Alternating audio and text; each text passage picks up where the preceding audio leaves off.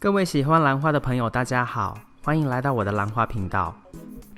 今天的这个影片呢，我们要来看一下这一颗日本风兰，英文叫做 Sederia japonica， 但是这一颗兰花呢，这种兰花它也被归纳到蝴蝶兰里面，所以呢，有时候在西方这边我们也会称它叫做 Phalaenopsis japonica。这一种兰花呢，我一共有2颗。那今天要介绍的这一颗呢，它是比较新的这一颗，它反而还个头比较小一点，但是呢，在2020年的3月底呢，它首先长出了花梗。那当然我是非常开心，因为呢，其实我的另外一颗呢，其实明显比它大蛮多的，但是呢，那一颗到现在其实除了长根系、长叶子之外呢，它没有太多表现。那我有在考虑把这一颗大颗将来呢进行一个换盆的动作，可能是因为它目前的这个容器有点过大，导致它的生长反而比较缓慢。那这一颗呢比较新的 Sederia japonica 或者是 Phalaenopsis japonica 这一颗兰花，它还是种在原来的这个介质里面，也就是水草。因为买回来的时候呢，我是用比较大杯的这个塑胶杯把它放进去来做一个隔离。那也是在观察这颗兰花它是不是有病虫害等等。那其实我个人的癖好、个人的喜好是呢，兰花买回家我不会马上进行换盆，会先观察一下是不是有病虫害，是不是有根系上的问题，再来决定是不是需要马上换盆。一般情况如果可以等，我都会等。那这个呢也是跟一个兰园学习到的，因为其实跟那个兰园买兰花，它其实都会在包裹里面呢多加一些注明就是特别提醒新买的兰花呢，尽量在30天以内不要马上换盆。那其实这个说简单简单，但说难，它的原因背后其实有很多。但最主要的就是你到一个新的环境去，你如果要适应新的环境，包括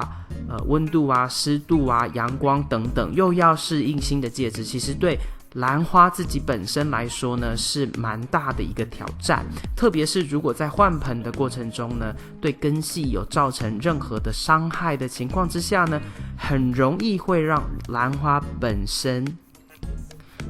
就是造成一些冲击，而导致生长缓慢或者是适应不良这样的问题。那一直到了4月底呢，其实这个花梗长得差不多，那花苞呢也变得非常非常的饱满已经逐渐的要开始开花了。那其实呢，一直到了5月初2020年的5月初呢，它就打开了它的第一个花苞。那你在它长花苞的这过程，你蛮能够看得到，就是说其实它之前不被分在蝴蝶兰的这个区块里面呢，是因为它的这个花苞不是很像蝴蝶兰的花苞，但后来被归纳进去呢，其实在美国这边兰花的那个 AOS， 他们其实常常会把兰花就是不定期的会分门别类或是重整所以这个部分呢就是被列进去蝴蝶兰里面那这颗兰花呢，这种兰花其实它的味道非常非常的香如果要我用记忆来去形容它的话呢，其实就是非常的香甜，让我有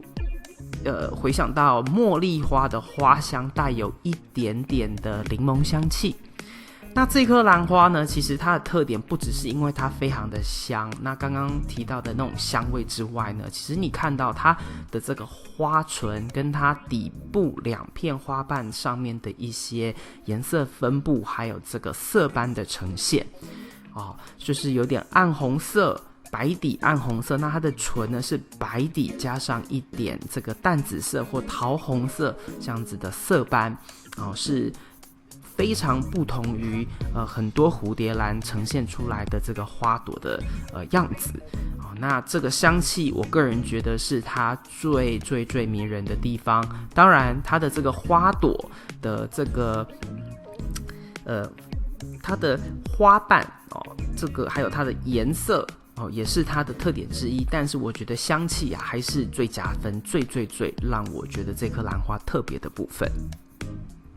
那因为这颗兰花呢，从买回来到现在开花呢，它还是在原来的介质水草介质里面，我还没有对它进行换盆。那我就利用这个机会来针对很多新手兰友在我频道上面问的一些跟这个水草介质就是操作上面的一些相关的问题，特别是水草与给水上面的一些注意事项。对于兰花给水的方式不正确很容易就会让兰花的健康走下坡，有时候甚至到最后呢，就只能对它们放弃急救。那大部分的兰花呢，都是死于水分太多导致烂根，特别是刚接触兰花的这些新兰友们对于兰花还有水的这个关系总是摸不着头绪。那今天就借由这个机会来跟大家分享一下，希望能够帮助你们更了解怎么去判断是否需要给水，而且特别是如果你的这个兰花的介质是水草的时候。那其实有几点第一个，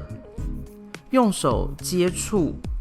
深入介质，看看介质是否还有水分湿润的感觉。那你用手指呢，从容器底部伸进去，也是另外一种方法，从底部往上伸，看看能不能够摸到底部的介质是不是还有湿润的感觉。再来呢，你也可以用手拿起来去感觉一下它的重量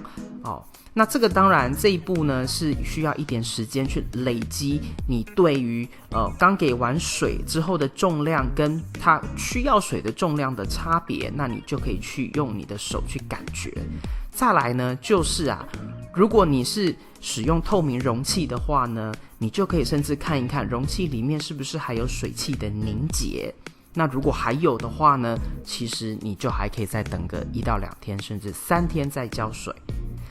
再来呢，你也可以用一个新的竹签插到介质里面去，然后放着大概20-30分钟，然后再把它抽出来，用手去感觉它是不是还有湿润的感觉。那在这边特别要跟大家提醒每一次呢使用这个步骤一定要用新的竹签，不要一根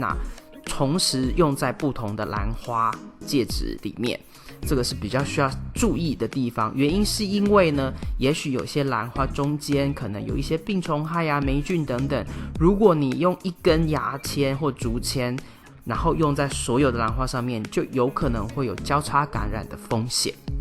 那再来呢，其实如果你这些方法都用过了，但是呢你还是不确定是不是需要给水，这边呢听我一个建议就是你在忍不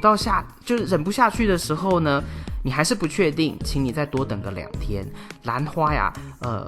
要干死不容易，但是如果太湿的话呢，其实呢它烂根或者是不开心的情况呢是比较容易发生的，所以如果你不确定，请你再多等个2天。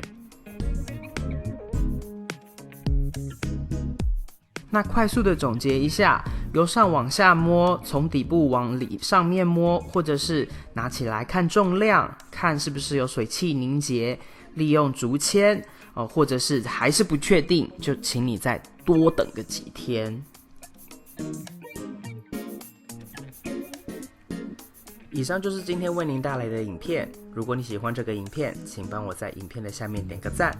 如果你要继续与我一起学习怎么养兰，别忘记订阅我的频道并打开通知铃铛。